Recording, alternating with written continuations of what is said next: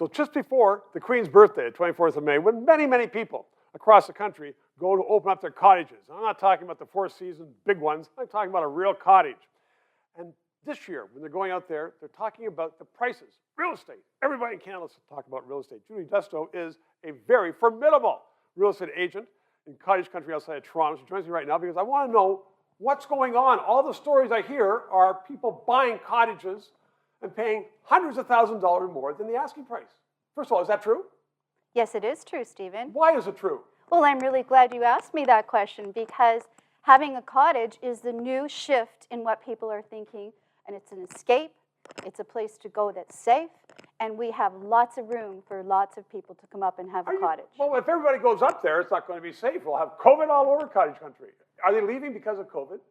I think that's a big part of why they are leaving because it feels good to come up to cottage country with some wide open spaces, right, fresh air, go for a swim, take the kayak out, have some fun. And are the police all over their place telling you to wear your mask and not go hand in hand two people down the street?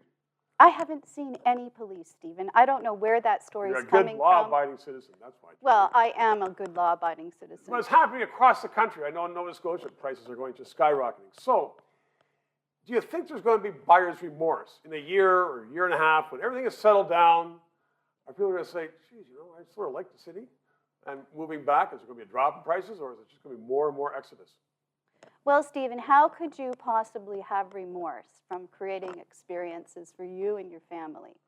I mean, what can be, how can you replace something like, you know, taking your dad skiing and letting him sink out in the middle of the lake and then roaring the engine forward and the story will remain in your mind forever. Judi, it sounds like you've done that. I have done that. Leaving some poor man out there in the middle of the lake. So we're going to have a continuation of this. Have you seen this? You've been in this for a few years. Yes. Have you seen a cycle like this before? Is this very cyclical? Well, we haven't seen a cycle like this before because we've never had COVID. Right.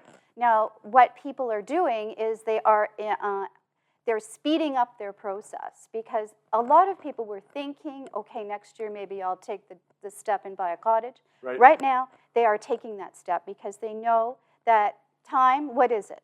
We don't have endless time, so we may as well go for it and have some fun now. Are you saying that bald lawyers are not timeless? I am saying bald lawyers are not timeless, but I am saying that bald lawyers have the potential to have the time of their lives if they come up to cottage country. And I've been having that chatting with you, Judi Dusto. Thank you very, very much. That's 3 minutes. The prices are rising. Get it now. Our Prime Minister, Justin Trudeau, recently stood up in the House of Commons and prefaced his remarks by saying, and we will only work from the facts, quote, unquote, and then proceeded to lie by saying Britain was in a horrible, horrible third wave, trying to show, in fact, that Canada was not the worst in the world. Britain, though, had vaccines. Canada did not. And this was not reported in the mainstream Canadian media, the media paid for by Justin Trudeau. All of which, I'm telling you, is that it's important to have this 3-minute interview. Please subscribe, ask your friends to subscribe, and press that PayPal thing so we can continue on to bring you the news you otherwise might not know.